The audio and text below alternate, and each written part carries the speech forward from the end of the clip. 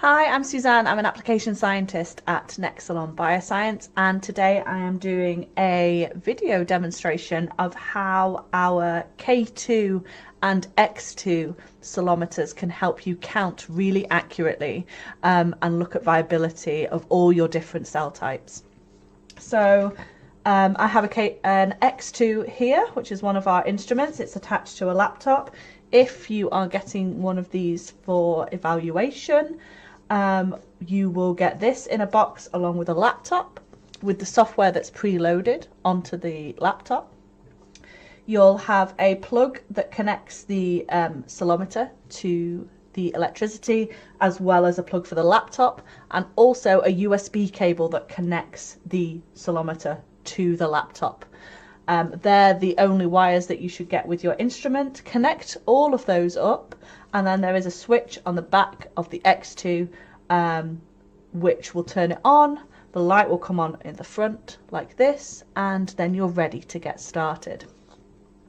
So I've loaded up the software already, which is what you can see on your screen there, and I'm going to show you basically how it works and how you can use it in your lab. It will come with these plastic disposable slides that look like this. They have a film on the front that you need to peel off like this, and a film on the back that you need to do the same. So peel those off before you get started. Try not to touch any of the clear counting chamber area. You can touch anything that's around the edge on that white area there. So I'm just going to place this down on a Kim wipe or tissue and show you how those work. So once you have the X2 switched on, you can then load up your software, which should have the little Nexcelom icon there, and your software should load up and look something like this. So I'm going to talk a little bit more about the slides. You have two counting chambers, one here and one here, in each of your slides.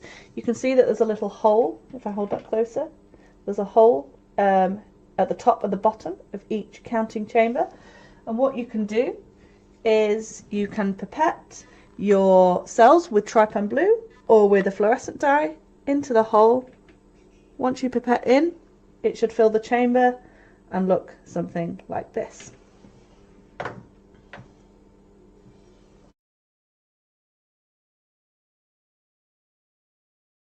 So our X2 and K2 cellometers are both fitted with a bright field channel and a green and a red fluorescent channel as well.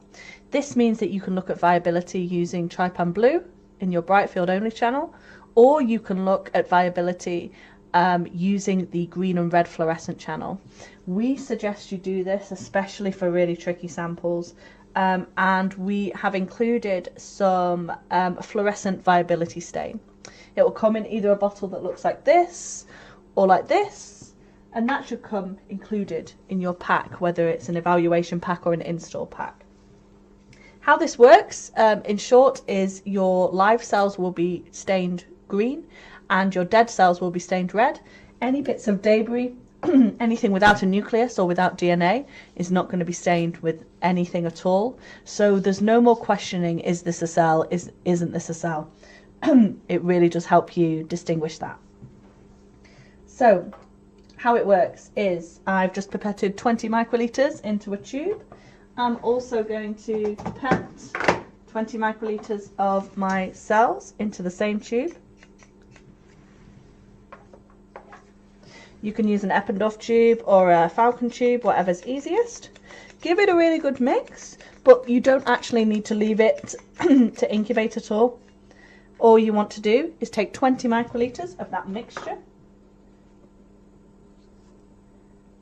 and take one of your pre-peeled slides that we showed you before, push your pipette into the hole and fill that chamber with your cells. So once you have that, make sure you do use 20 microliters. Don't try and put any more in, it's just going to spill over the edge. You can place that into the instrument and you should be able to see your cells come up on the screen like this. So these might need a couple of minutes just to settle down a little bit. If you don't see your cells immediately on the software, what you can do is, I will just stop this preview, press the preview B1 channel, and they should come up for you. What our X2 and K2 cellometers have is they have a focus dial on the side of them here. This allows you to go through the different focal planes of your cell sample, like so. You can go right out of focus there and back into focus. What we want to see is a nice dark edge to your cells and a nice bright center. You don't want to focus like this, that's too far out of focus. You also don't want to choose the focus type that makes them dark in the center like this. So try and remember a dark, crisp edge and a nice bright center.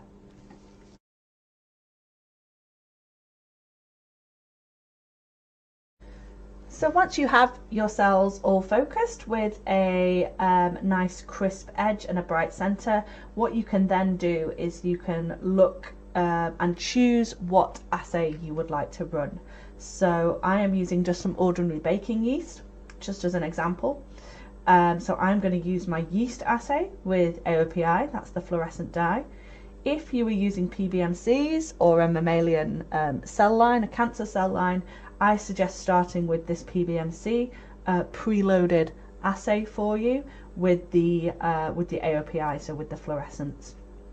But for now, I'm going to start with using the yeast experiment.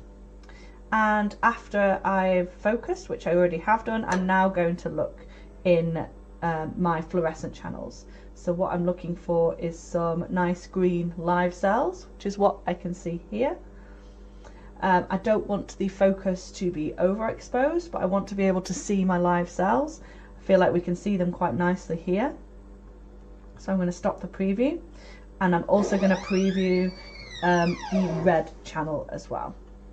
So the red channel takes a little bit longer, the exposure is a little bit higher, so hopefully we can see some dead cells as well, which we can do here. Again, the background's low, the exposure is not overexposed, but we can certainly see that there are some dead cells.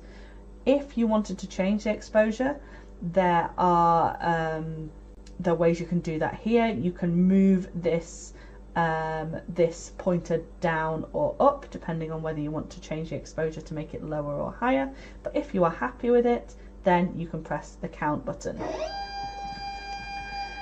So what the instrument is going to do now is it's going to take 4 different images.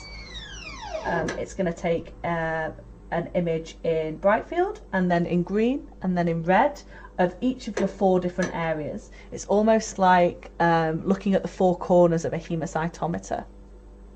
So it will take those, it should take less than a minute to do the complete count. You will hear it changing from between the green and the red channel each time. And those images are named A, B, C, and D. And you can flick between the images using this little function after it's been taken. So once all the images have been taken, what the software will do is it will add up all the green cells, the live cells, and all the red cells, which are the dead cells, and a results page will pop up right at the end. It will tell you the total number of cells it's counted, the total number that are live, and the total number that are dead, as well as your viability of your sample. It will also give you concentrations of those as well as diameters. My yeast are around 4 microns in diameter, so if that's something you're interested in, you can monitor those as well.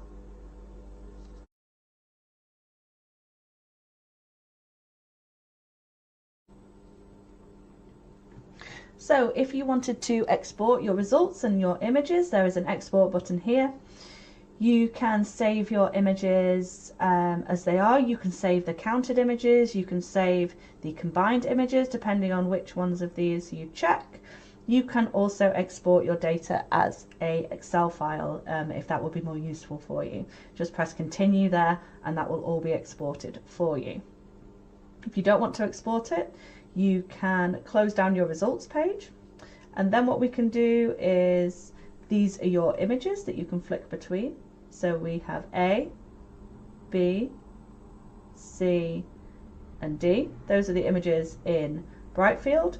And then what we can do is we can look at the images in green to show your live cells, or red to show your dead cells, or what might be more useful is if you click the combined image there, and then you can see all of your live and all of your dead cells in one image.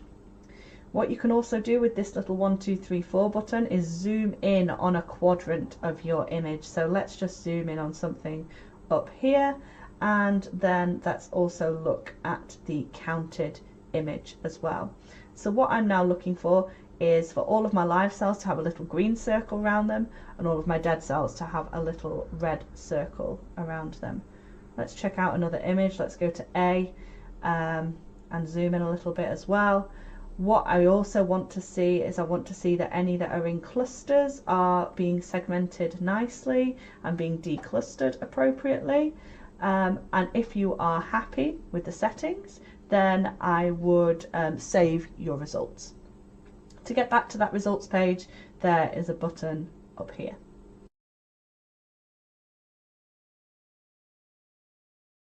That is the very basics of how the Cellometer works. I want to show you a couple of other functions that you can look at as well. So if you close the results, we've got two other buttons up here.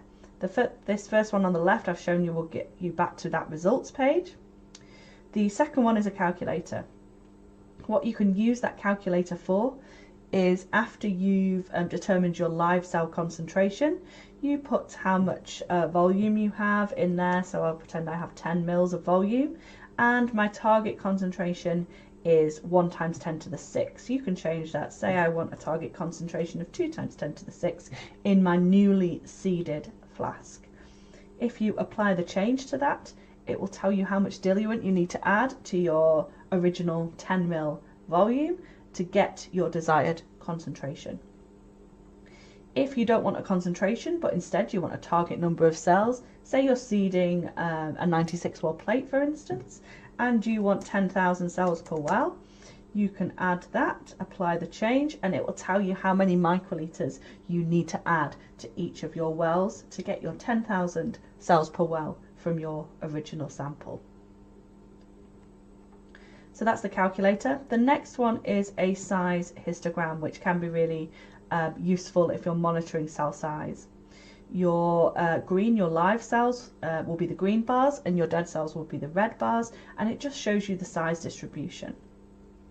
If you wanted to add a gate to that, for instance, if you think, well, I'm looking at yeast here, and I think anything above 10 microns is definitely not a yeast cell, so I'm going to put a gate on that. So I'm going to keep my minimum cell size the same. I'm going to add a 10 micron gate to the max box, add a new gate, and you will get your different results up here depending on what gate you put on. You can also clear all gates and get it back to the beginning. You can save, copy, customize this histogram as you wish, or print it.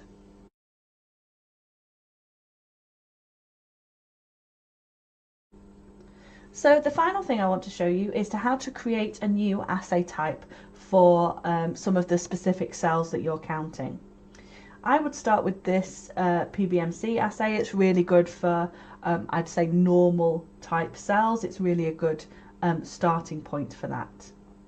If you want to create an assay for a new type of cells, you will click on this little edit button here. Okay, so at the top, click Save as a new assay type. And let's say we're looking at CHO cells, so I'm going to save this as CHO with AOPI, so this doesn't overwrite any PBMC assay. Okay, the next thing I'm going to do is move down. The two boxes that you should be really interested in is this box and this box here. What we have here is in the cell type drop down menu, we have a very long library of lots of different cell types that have been tried and tested on these cellometers, and what you can do is your cell type will probably be in there. You can click on it and use the determined cell type parameters, which is fantastic. I would certainly try that with both of your channels to start with. Select those, press save. So now you should have a new assay in your drop down menu, a CHO assay, which is appearing here, and you can see that the cell type, we've set it to CHO cells, and you can count your cells using those settings. What I would also suggest that you do is, if those settings are the default settings that we've tested CHO cells on before, but every lab's cells are slightly different. Don't be scared to look into it and change some of the settings. So if you feel like your CHO cells aren't being counted correctly, there isn't a nice red circle and a nice green circle around all of your cells after you've counted, you can edit the cell type. So here again, what I would do is I would save it as something new. So you can save it with your name maybe, to show that you've edited it and you're not overwriting anything else. So now it depends why the cells aren't being drawn around and identified correctly. It could be due to the size parameters, it could be due to the roundness parameters, or something similar.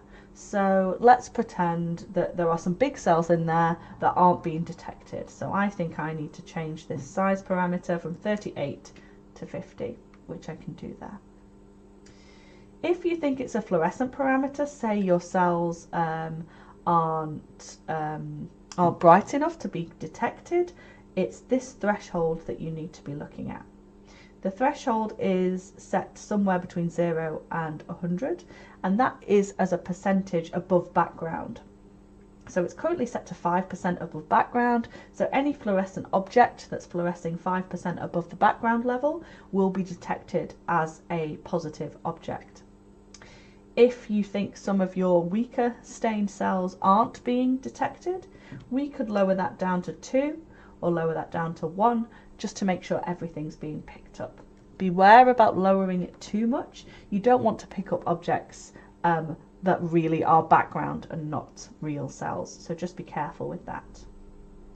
The other option I wanted to show you is this advanced bright field fluorescent mode. This is the one we get asked about the most, and I think this is the one that's really important. It's mainly for clumpy cells, or cells that are forming clusters of 3 and above.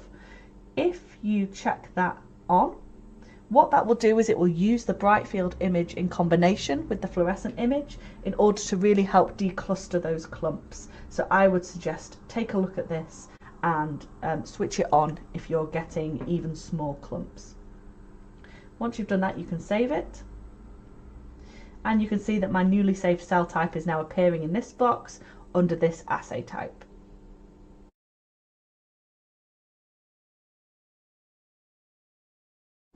Okay, finally, there's a couple of extra things on this side here. One is that you can set your sample ID, so you can call it whatever you want. You can name it with the date, anything like that. If you don't have to set your sample ID. If you do, it means that when you come to save your data, it will be given that sample ID. It makes it much more easy to locate. It will automatically be date and time stamped, so it just gives you an extra bit of identification. If you do a pre-dilution, so you're not just diluting it 1-to-1 with your fluorescent dye or your trypan blue, if you're doing a pre-dilution as well, you might want to change your dilution factor. So say you did a pre-1 in 5 dilution, that would give you a total dilution factor of 1 in 10. If you type that in before you do the count, that will automatically be taken into account when you get your results page. So just make sure you've got the dilution factor set to exactly what you need it to. And I think that is everything. In fact, the very last thing I want to show you is if you count something, then you change your assay settings or anything like that. You don't have to do a full retaking all the pictures of the same sample that you've already done. what you can do is you can press this little recount button here. What that is going to do, it's going to take the same images as you've taken before, and it's just going to apply your other settings to them. So all I did change here was that I changed the dilution factor to a 1 in 10, and that's changed my concentration on the results page. Everything else is the same. But yeah, you don't need to retake all your images once you've taken them once. And I think that's everything. If you've got any questions, the best email to get us on is support@nexcelom.co.uk. That email will go to myself. It will go to also our support team, and we can get any questions answered for you as quickly as possible. But in the meantime, I hope you really enjoy your instrument. Do get in contact with us if you need anything, and good luck with it.